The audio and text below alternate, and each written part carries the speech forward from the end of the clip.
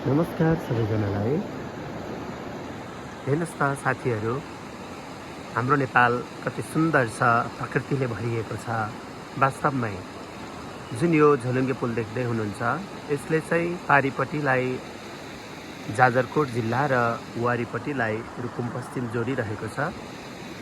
ती पारी देखिएका बस्तीहरू जाजरकोट जिल्लाको भेरी गाउँपालिकामा पर्ने रहेछन्। पारी देखिएका यी अग्ला पहाडहरू